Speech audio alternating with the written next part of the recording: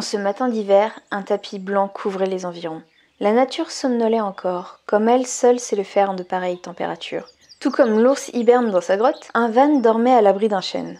Cela faisait déjà plusieurs semaines qu'il trônait là nuit et jour. Son propriétaire avait retiré les roues de ce vieux taco et l'avait immobilisé à l'aide de parpaings. Harry était un éternel voyageur. Il roulait de ville en ville, traversant différents décors sans jamais y rester plus d'une nuit. C'était donc exceptionnel qu'il s'éternise ainsi. Rien ne pouvait attirer son attention dans cette campagne reculée, du moins aussi longtemps. Dès qu'il s'était arrêté, il avait voulu déguerpir de Stroara, mais son fidèle van n'était plus de toute jeunesse et la route lui était devenue impossible. Le moteur avait lâché dès qu'il avait allumé le contact et il avait bien fallu se résoudre à attendre quelques instants. Son mode de vie nomade ne lui permettait pas d'obtenir un salaire fixe, ni d'effectuer quelconque économie. Ainsi, lorsqu'il avait lu le devis que lui tendait le garagiste, Harry avait très vite compris qu'il ne reprendrait pas la route de sitôt. Il s'était donc installé à la sortie du village et travaillait désormais chaque jour dans le pub local. Il espérait gagner suffisamment d'argent pour pouvoir repartir avant la fin du mois, mais les pourboires étaient rares et l'argent ne s'amassait pas assez vite à son goût. Pour minimiser ses dépenses, il avait donc décidé de dormir dans son van et de se nourrir de cueillettes quotidiennes qu'il effectuait dans la forêt voisine. Ce matin-là, c'était dans un froid polaire qu'il sortit. Il s'était levé assez tôt pour profiter de la nature endormie. Il aimait le calme qui régnait les matins d'hiver. Il lui semblait qu'il était alors seul au monde et que tout était possible. Alors qu'il se dirigeait vers le bois, un seau à la main, Harry chercha sans grande conviction des mets à se mettre sous la dent. Le froid ne lui permettait plus de cueillir de champignons, et les châtaignes se faisaient rares. Alors qu'il s'apprêtait à faire demi-tour, il perçut un mouvement du coin de l'œil.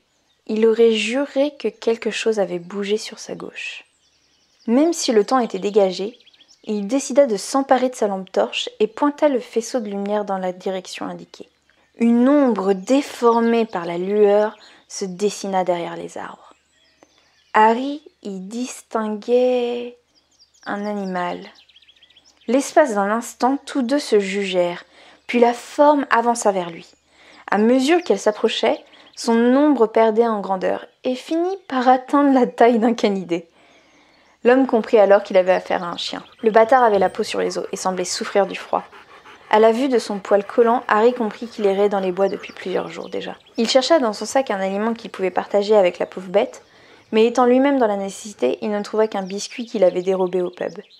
Il déchira le papier et tendit le gâteau vers l'animal. Ce dernier opposa un mouvement de recul et flaira l'air. Leur proximité permit à l'homme d'observer le chien. Des touffes de poils semblaient manquer par endroits, et ses babines étaient couvertes de blessures. Chaque partie de son corps faisait pitié à voir, exception faite de ses yeux verrons. Harry n'y lisait aucune tristesse. Au contraire, c'était du courage qu'il y voyait. Tant d'expressions semblaient déborder de ce regard, qu'il crut observer celui d'un humain. Lorsque la bête parut se rassurer, elle franchit les derniers mètres qui les séparaient et s'empara du biscuit. Harry lâcha aussitôt sa prise, de peur de se faire mordre, mais le chien semblait avoir calculé son geste, car il ne l'effleura même pas. Les deux nomades s'apprivoisèrent encore quelques minutes avant de s'accorder une confiance mutuelle. Harry décida de ramener son nouveau compagnon dans la chaleur de son van afin de lui apporter un peu de repos. Le chien ne se fit pas prier et le suivit docilement comme s'il l'eût connu toute sa vie. Lorsqu'ils entrèrent dans le modeste logis, le canidé sauta directement sur le matelas qui trônait là et entreprit d'y dormir. Harry dut, quant à lui, prendre le chemin de son travail. Il ne travailla que quelques heures ce jour-là et s'attendit donc à retrouver le chien endormi à son retour. Il s'imaginait déjà la vie qu'il pourrait vivre avec ce nouveau compagnon et rêvait de leurs aventures à venir. Lorsqu'il fut arrivé au niveau du van, il tendit l'oreille pour surprendre le pas de l'animal, mais un silence reposant régnait à l'intérieur. Afin de ne pas l'éveiller, Harry tira doucement la porte et entra le plus délicatement possible. Là où il aurait dû le voir, Harry ne trouva qu'un matelas abandonné. Il fouilla son van, le retourna de toutes parts, mais ne put trouver un signe de vie. Il se laissa tomber dans le siège, tout en se demandant par quelle issue le chien avait pu s'enfuir.